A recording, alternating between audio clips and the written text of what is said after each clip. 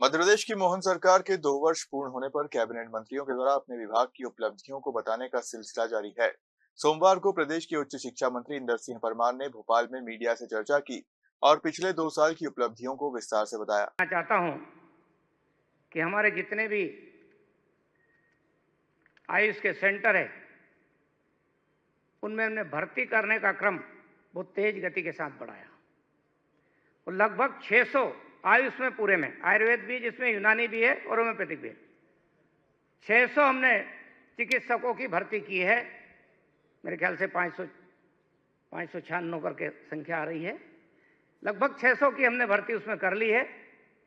आने वाले समय में हम नए पदों का भी सृजन किया है, जितने नए अस्पताल मैंने बताया उनका, और उनकी भी हम भर्ती क्रम चलाने वाले हैं। भर्ती को लेकर हमारे मुख्यमंत्री जी का बहुत आग्रह है, इसलिए हमने हायर एजुकेशन में भर्ती की, हमने आयुष में भर्ती कर रहे हैं और की है, लगातार भर्ती करते रहेंगे। टेक्निकल एजुकेशन में भी हमने भर्ती करने का क्रम को आगे बढ़ा रहे हैं। आने वाले समय में जो हमारे पॉलिटेक्निक कॉलेज, इंजीनियरिंग कॉलेज जो वैसे सोसाइटी के द्वारा संचालित है, लेकिन एक नीति बना करके हम एक साथ सबकी भर्ती करें और जितनी जिसके महाविद्यालय को आवश्यकता उतने हम पदों को वहाँ दे देंगे ताकि भर्ती का काम एक साथ उनका पूरा हो जाए। उस पर हमारे विभाग, तकनीकी शिक्षा विभाग काम कर रहा है। तो मैं केवल इतना ही कहूँगा कि हम हर जगह पर सबकी चिंता करते हुए, कर्मचारियों के भी कुछ इशू है उनका भी हम समाधान की ओर आगे बढ़े हैं। एक बात और सामान्यतः लोग पूछते हैं, जगह जगह जाते हैं, तो उसका भी मैं अपनी ओर से बताना चाहता हूं। मध्य प्रदेश ने नीतिगत रूप से जो हमारे अतिथि विद्वान हैं उनकी चिंता करने का निर्णय किया है। हरियाणा की जो पॉलिसी है उसका भी हमारा विभाग अध्ययन कर रहा है।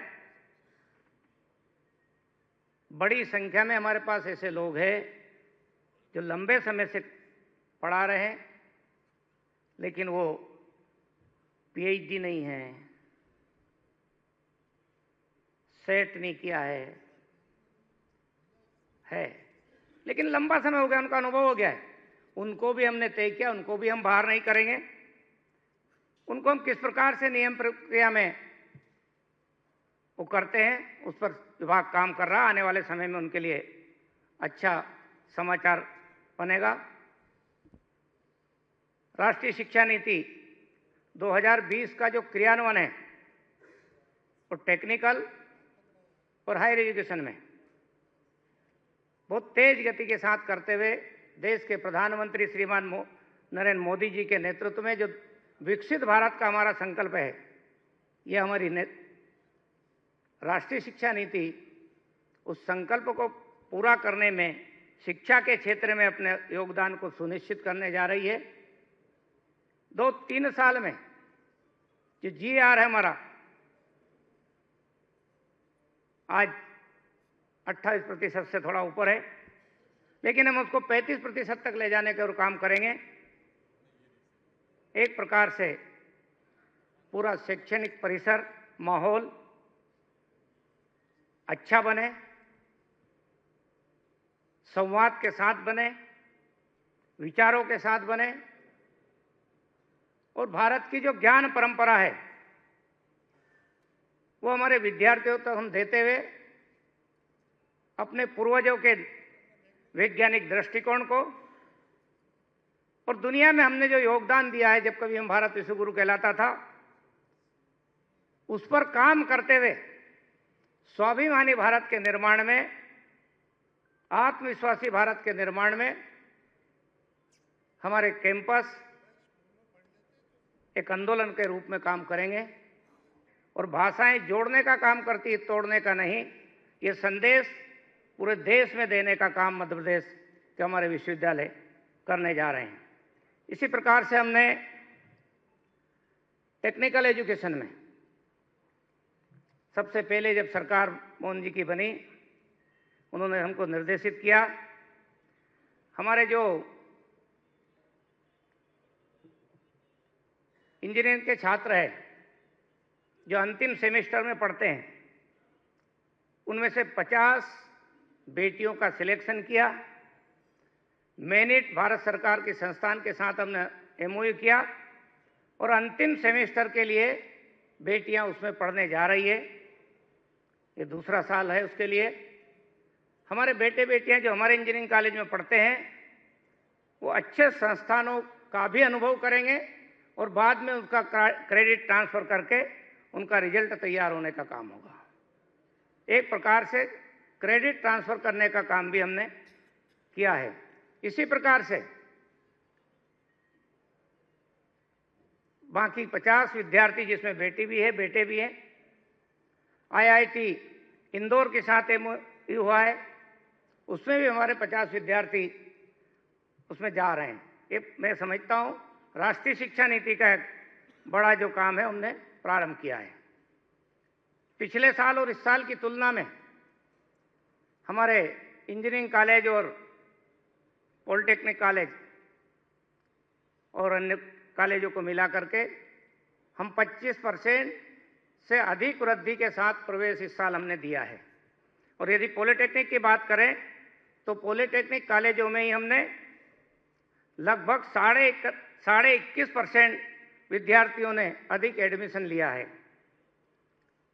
और उसका मुख्य कारण यह है कि हमने सभी पॉलिटेक्निक कॉलेजों को यह अवसर दिया है कि अपने क्षेत्र की आवश्यकताओं के अनुसार जिस प्रकार के आपको पाठ्यक्रम बनाना है, सिलेबस बनाना, आप स्वतंत्र है, सरकार उसके लिए अनुमति दे रही है। और इसलिए हमने सीमेंट प्रौद्योगिकी, माइनिंग प्रौद्योगिकी, जिस क्षेत्र में जिसकी आवश्यकता उसके लिए भी हमने काम प्रारंभ किया है। मध्य प्रदेश में एक हमने खनिज प्रौद्योगिकी महाविद्यालय की स्थापना पर काम चल रहा है। हमारे सारे पॉलिटेक्निक और इंजीनियरिंग कॉलेजों को हमने उद्योगपति और ऐसी बड़ी कंपनियों के साथ में एमओयू करने का कहा है। और उसका परिणाम यह हुआ कि कई पॉलिटेक्निक कॉलेजों में ऐसी कंपनियां अपने एक्सीलेंस सेंटर स्थापित करने जा रही है ताकि उनको जैसे लोग चाहिए वैसे लोग हमारे कैंपसों से मिल जाए, उनको अतिरिक्त एनर्जी नहीं लगानी पड़ेगी, हमारे कॉलेज से ही एक प्रकार से तैयार लोग उनको मिलने का काम होने वाला है।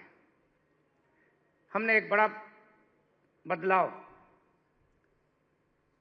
क्योंकि हमारे विद्यार्थी पॉलिटेक्निक में 10वीं के बाद में एडमिशन लेते हैं, लेकिन पॉलिटेक्निक संस्थानों को 12वीं की मान्यता नहीं थी। हमने उनको 12वीं के समकक्ष मान करके, ताकि पॉलिटेक्निक करने वाला विद्यार्थी भी बाद में आगे की शिक्षा ग्रहण कर सकता है, बड़ा बदलाव हमने और उसका किया है। हम जितने भी हमारे इंजीनियरिंग और पॉलिटेक्निक कॉलेज है उनको आज की टेक्नोलॉजी के साथ में आवश्यकता के अनुसार पाठ्यक्रम बनाने के लिए और राष्ट्रीय शिक्षा नीति के बिंदुओं को समाहित करने की ओर काम कर रहे हैं, ताकि आने वाले समय में हमारे विद्यार्थी ज़्यादा से ज़्यादा रिसर्च कर सके। हमने एक सृजन करके हमारे मध्य प्रदेश के सभी प्रकार के विद्यार्थी उसमें आ सकते हैं, चाहे हायर एजुकेशन हो, चाहे टेक्निकल हो, चाहे प्राइवेट हो या गवर्नमेंट हो। अपने नवाचार उनको प्रदर्शन करने के लिए उनको कंपटीशन की भावना के साथ जोड़ करके हमने गत वर्ष से शुरुआत की है। फिर उनको हम चिन्हित करते हैं, चिन्हित करके उनका रिसर्च पेपर प्रकाशित हो, पेटेंट की ओर उसको हम ले जाएं, और उसके लिए यदि हमको आर्थिक आवश्यकता भी विद्यार्थी की जरूरत पड़ती है तो वो भी हम उपलब्ध कराने का निर्णय कर चुके हैं।